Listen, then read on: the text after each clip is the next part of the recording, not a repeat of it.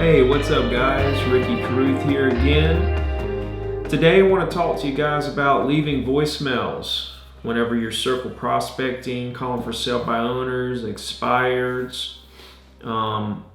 even buyer leads when you're calling them back. I get a lot of questions about should I leave a voicemail? What should I say in the voicemail?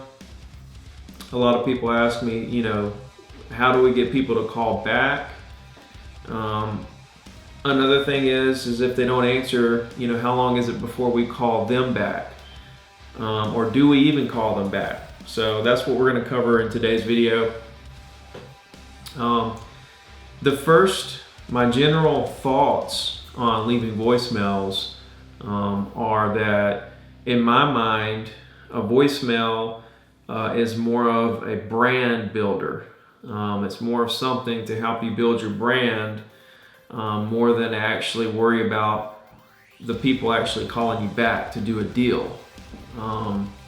You may find some coaching out there with some different kind of voicemails where they're designed to try to get people to call you back, to be excited, to be ready to do a deal with you, but I don't feel like that is effective. It could be. Some people may do really well with it. And, by the way, I've said it 100 times. I'm pretty biased to the way I feel about, building a real estate business and the mindset behind it. But at the end of the day, everybody succeeds the way that they succeed. What works for me may not work for you. I don't do a lot of for sale by owners or expireds, but there's agents out there who are crushing it with for sale by owners and expireds. So, everybody has their own way. So you have to figure out what your way is and really just focus on that and really make that your thing that you're really good at and that you dominate with.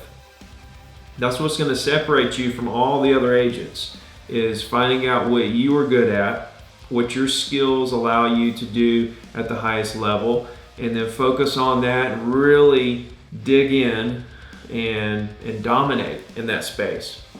So for me, voicemails are more of a brand builder than anything else. So when I'm leaving voicemails, I get somebody who doesn't answer the phone. My whole purpose is for that person on the other end that hears the voicemail to hear my name, my company, my phone number, kind of my contact information, to where, they kind of subconsciously, it's there in their mind, right? So the next time I call them, it might trigger the fact that they remember I called and left them a voicemail, or if they get a postcard from me, or if they see a Facebook ad, or if they see a billboard, right? Or if they see an email, right? So, or if I'm walking around public and they recognize me, there's so many things with marketing. You have to use everything, right? And then everything reverts back to itself as a whole. So with marketing, you can't really depend on one avenue to get you to the motherland, right? It has to be an effort of all kinds of avenues, right, that equal the whole. So, I do marketing on all fronts. And, when I get a lead, from someone who calls me from one of my advertisements, I can't really pinpoint that advertisement is what brought me that lead, because they may have seen me on Facebook, got an email, a postcard, a phone call, but then they called me on the email. But it was the combination of all the other marketing that I did that actually put me ahead of all the other agents.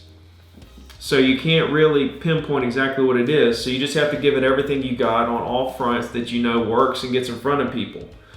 So with voicemails, I'm going to simply just say, hey, this is Ricky Carruth with Remix of Orange Beach. Give me a ring back when you get a chance, 251-752-1138. And I'll mix it up. Every now and again, I may actually say something about the particular property that I'm calling about.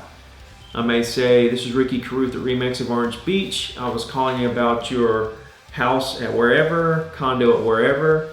Give me a ring back when you get a chance. My phone number. So sometimes I'll even at the end, I'll double back and I'll repeat my name, company, phone number. Hey, this is Ricky Carruth with Remax of Orange Beach.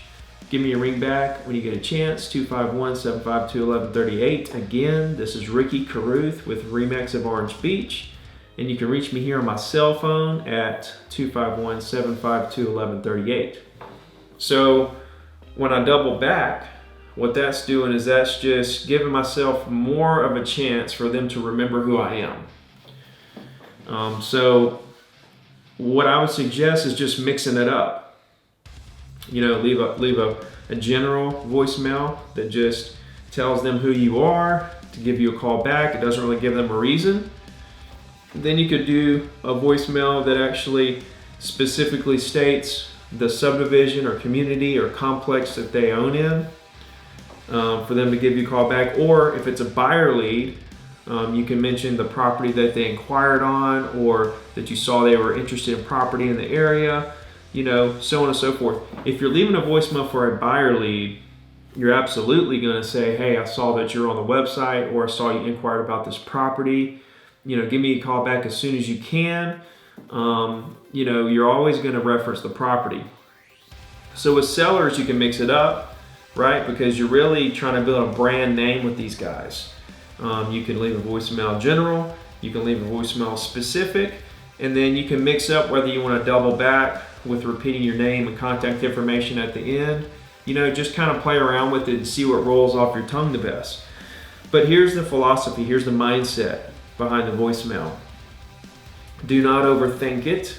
Do not sit around trying to figure out what the best way to get people to call you back is.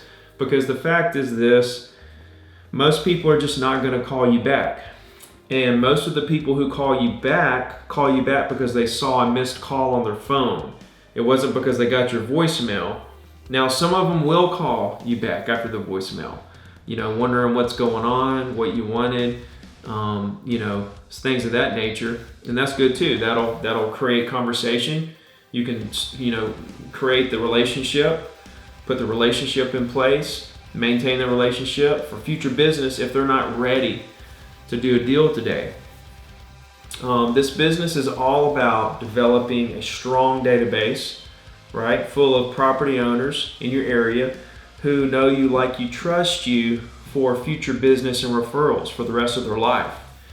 And through your efforts of building this database, you're going to run into all kinds of short-term business, lots of short-term business. So don't overthink the voicemail. Just, let it roll off. And, if they call you back, great. If not, that's okay too, because they're going to get postcards, emails. They're going to see your signs. They're going to see your, billboards. They're going to see your social media ads. They're going to see you, right? This isn't your last ditch effort to try to capture these people's attention. As far as calling people back, I have never called anybody back in my career. I've never, taken note that they didn't answer and then said, okay, I'm going to give it a week, 2 weeks, a month, 3 months. I've never circled back and called anybody twice. If that tells you anything in the world, I'm so forward moving, I just can't go backwards. I have to go forward. The people that I do talk to, I build off that, and then I keep moving forward to more properties.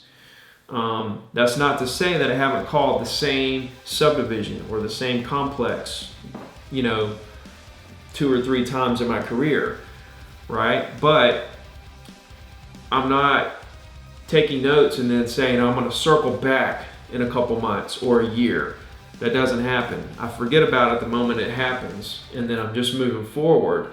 And then years later, I might have a lead or a buyer for that particular subdivision or complex, and then that makes me call that subdivision or complex again. So it's more out of necessity of just the business in general, of me calling that same subdivision or complex back. But here's the thing, years later, there's all kinds of different owners in there. It's not even the same group of people anymore, right? So Concentrate on your successes. When you talk to people and you have a great conversation, you develop that relationship for the future. Concentrate on that. Do not concentrate on the people who do not answer or the people that don't have a good conversation with you. Okay? Build off the successes, build off the good conversations, build off the great relationships that you put in place, and have a system ready to stay in touch with these people for the rest of their life. So that's my thoughts on leaving voicemails and the mindset behind it. Click subscribe below, and we'll talk to you guys real soon.